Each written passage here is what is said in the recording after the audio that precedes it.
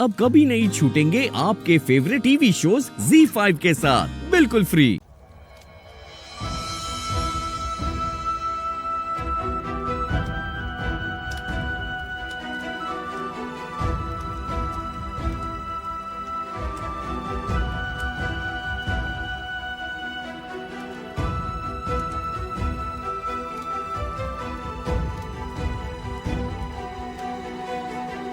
जो भी तुम्हारे फादर ने किया उसके बाद तुम उनका बर्थडे तो दूर, उनका नेम भी नहीं लेते होंगे हाउस में।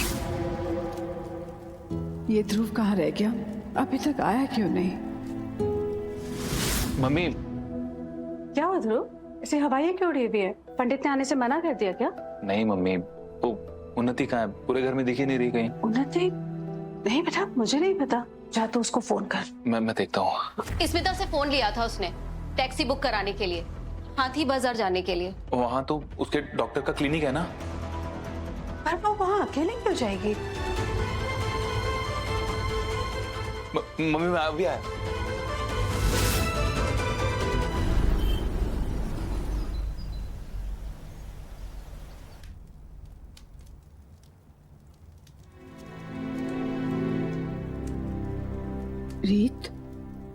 रीत ध्रुव अभी तक नहीं आया।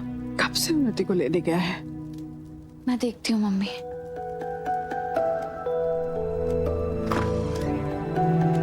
आ गया।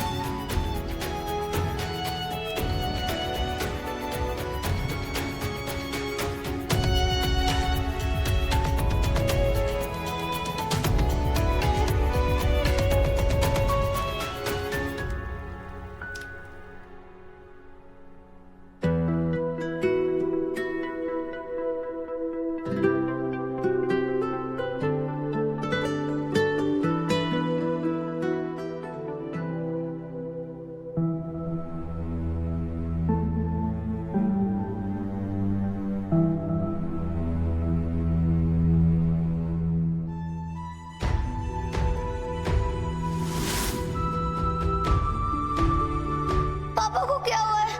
पापा कुछ बोल क्यों नहीं रहे हैं?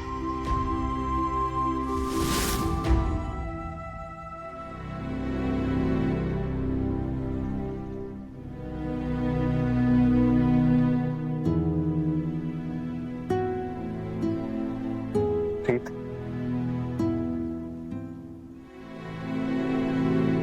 सब लोग चले गए, मैंने तो वस्त्र दान भी नहीं किया। रीत, तुमने अपने हाथों से वस्त्र दान किया है। तुम्हारे अंदर चाहे कितनी भी परेशानी क्यों ना हो, पर तुम अपनी ड्यूटीज पूरा करना नहीं भूलती।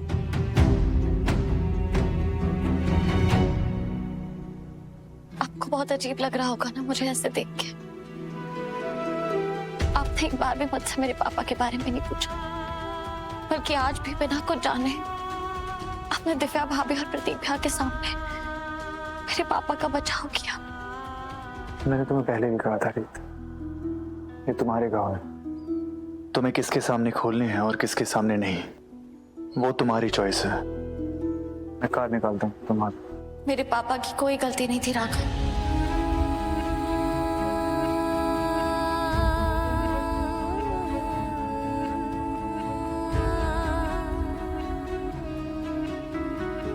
उन पे झूठा इल्जाम लगाया गया। हॉस्टल मेस के केस में उन्हें फंसाया गया। कैसा केस रीत? मेरे पापा एक गवर्नमेंट स्कूल में प्रिंसिपल थे। वहां बच्चों के लिए हॉस्टल के मेस से खाना आता था, जिसकी जिम्मेदारी मेरे पापा की थी। और एक दिन खाना खाने से कई सारे बच्चों की जान चली गई। जांच करने पे पता चला कि खाने में मिलावट थी। बस फिर जल्दी जल्दी जांच खत्म करके सारा दोष मेरे पापा पे डाल दिया गया, जबकि ये साफ था राघव कि किसी पैसे वाले इंसान ने अपने पैसों के जोर पे अपना गुनाह मेरे पापा के सर पे डाल दिया। वो तो बच्चों से बहुत प्यार करते थे और अगर जरूरत पड़ती तो उनके लिए अपनी जान भी दे देते, लेकिन बच्चों पे कोई खतरा नहीं आने देते। पर उनकी बात किसी ने नहीं मानी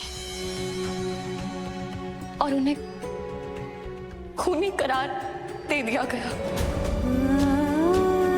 फिर एक दिन हमें फोन आया कि पापा ने उन्होंने आत्महत्या कर ली।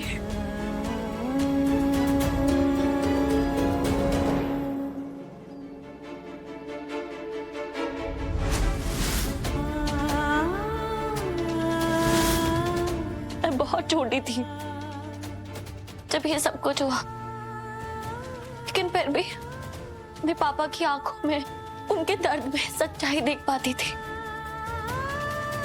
मैं उन्हें जानती थी राघव, वो फाइटर थे, वो कभी हार नहीं मान सकते थे। इसलिए आज भी मेरा दिल ये बात मानने से इनकार करता है कि उन्होंने अपनी जान ली होगी। मुझे पता है उनका मर्डर हुआ है, बस उसे आत्महत्या का नाम देकर दबा दिया गया। इसलिए आज भी जब मुझे कोई जीत हासिल होती है ना, तो वो मुझे अधूरी लगती है। खुशी के बजाय वो मुझे दर्द देती है, क्योंकि वो मुझे याद दिलाती है कि मैं वो जीत हासिल नहीं कर पाई जो मेरे लिए, मेरी फैमिली के लिए सबसे ज्यादा जरूरी है। मेरे पापा को बेगुनाह साबित करना, उनके ऊपर से अपराधी होने का दाग हटाना।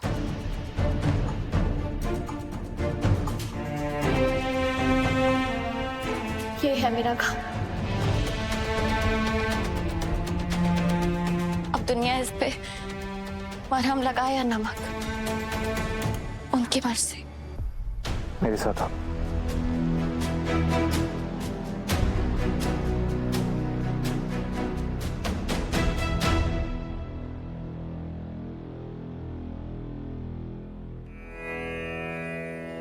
मैंने बेगुनाह होते हुए भी जेल में कुछ दिन गुजारे, तो मैं वो दुख, वो दर्द समझ सकता हूँ रीत, जिससे तुम्हारे पापा गुजरे।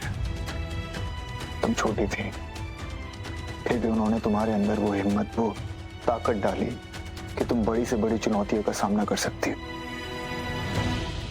हाँ रीत, ये तुम्हारी ताकत ही तो है कि मैं आज यहाँ तुम्हारे साथ खड़ा हूँ, जेल में नहीं। तो ये तुम्हारे पापा का मुझ पे कर्ज है, जो मैं उन्हें बेगुनाह साबित करके चुकाऊंगा।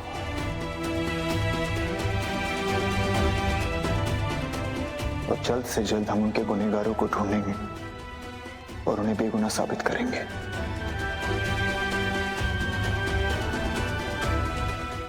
ZEE5 ऐप डाउनलोड करें और देखें सारे एपिसोड्स बिल्कुल फ्री।